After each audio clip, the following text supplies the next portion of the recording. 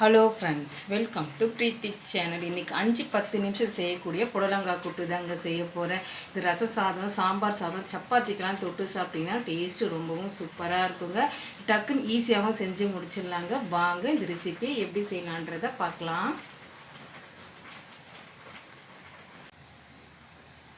புடலங்காய் கூட்டு செய்ய பார்த்திங்கன்னா மீடியம் சைஸ் புடலங்காய் ஒன்று எடுத்திருக்கேன். இது மேலே தோல் சீவிட்டு நம்ம கட் பண்ணி எடுத்துக்கலாம். அடுத்ததாக பார்த்தீங்கன்னா 50 கிராம் கடலைப்பருப்பை தண்ணியில் ஒரு 10 நிமிஷம் போட்டு வச்சுருக்கேன். இது குக்கரில் சேர்த்து 2 விசில் வச்சு எடுத்துக்கிறேன்.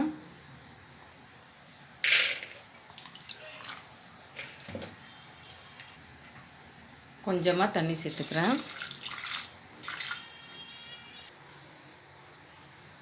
மூடி போட்டு ஸ்டவ் ஆன் பண்ணி வச்சாச்சு. இது 2 விசில் வரட்டும்.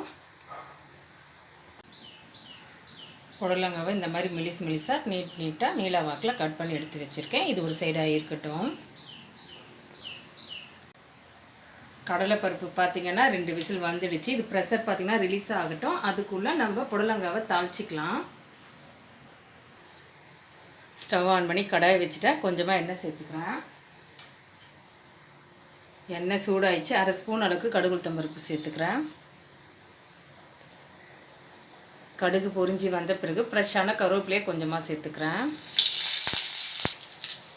இது கூடவே கிள்ளி 2 காஞ்ச மிளகாவையும் சேர்த்துக்கிறேன். தட்டி வச்ச பூண்டையும் இதோட சேர்த்துக்கிறேன். பூண்டை தட்டி மிஸ் பண்ணாமல் சேர்த்துக்கோங்க. இந்த கூட்டுக்கு டேஸ்ட் ரொம்பவே நல்லாயிருக்கும்.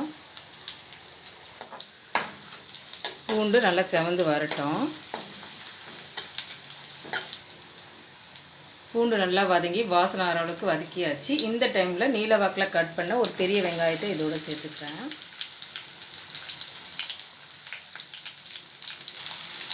வெங்காயம் வதங்கிறதுக்காக கொஞ்சமாக உப்பு சேர்த்துக்கலாம். வெங்காயம் ரொம்ப வதங்கணும்னு அவசியம் கிடையாது. ஓரளவுக்கு வதங்கினா போதும். மீடியம் சைஸ் தக்காளி இதோட ஒன்று சேர்த்துக்கலாம்.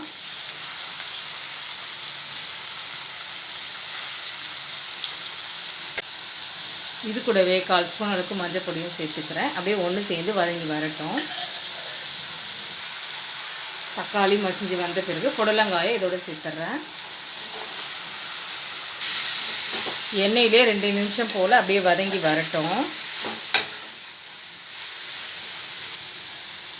புடலங்காய் 2 நிமிஷம் போல் வதக்கியாச்சு. இப்போ கொஞ்சமாக மசாலா சேர்த்துக்கலாம். அதுக்கு சின்ன ஸ்பூனில் 1 ஸ்பூன் அளவுக்கு தனி மிளகாய் தூள் சேர்த்துக்கிறேன். அதே ஸ்பூனில் 1 ஸ்பூன் அளவுக்கு மல்லித்தூள் சேர்த்துக்கலாம். இது கூடவே 1/2 டம்ளர் அளவுக்கு தண்ணி சேர்த்து அப்படியே புடலங்காவை வேக விட்டுடலாம். அதிகம் தண்ணி வேண்டாம். அப்படியே கலரி கொடுத்துட்டு அப்படியே வேக விட்டுடலாம். இந்த டைமில் தட்டை போட்டு க்ளோஸ் பண்ணிடலாம். அப்படியே வெந்து வரட்டும்.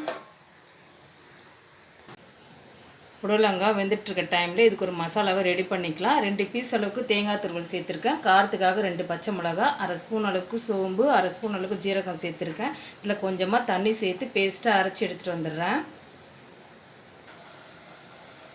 மசாலாவை அரைச்சி ரெடி பண்ணியாச்சு.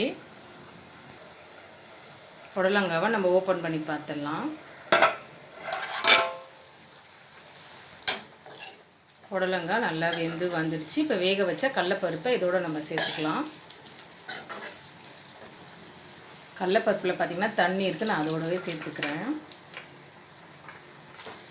அப்படியே கலரி கொடுத்துட்டு 2 நிமிஷம் போல் கொதித்து வரட்டும். 2 நிமிஷம் போல் நல்லா கொதித்து புடலங்காய் ரெடி ஆகிடுச்சு. இந்த டைமில் அரைச்சி வச்ச தேங்காய் பேஸ்ட்டையும் இதோடு சேர்த்துக்கிறேன். கொஞ்சமாக தண்ணி சேர்த்துக்கலாம். தேங்காய் பேஸ்ட்டை சேர்த்த பிறகு அப்படியே கலரி கொடுத்துடலாம். ரொம்ப கொதிக்க வேண்டாம். 1 நிமிஷம் போல் அப்படியே லோ ஃப்ளேம்லேயே இருக்கட்டும். புடலங்காய் 1 நிமிஷம் போல் கொதித்து நல்லா ரெடி ஆகிடுச்சு. இந்த டைமில் கொத்தமல்லியை கொஞ்சமாக நம்ம தூவிக்கலாம். அவ்வளோதாங்க, சூப்பரான புடலங்காய் கூட்டு நல்லா ரெடி ஆகிடுச்சு. இந்த ரச சாதம், புளிக்குழம்புடலாம் வச்சு சாப்பிடுங்க. டேஸ்ட்டு ரொம்பவும் சூப்பராக இருக்குங்க.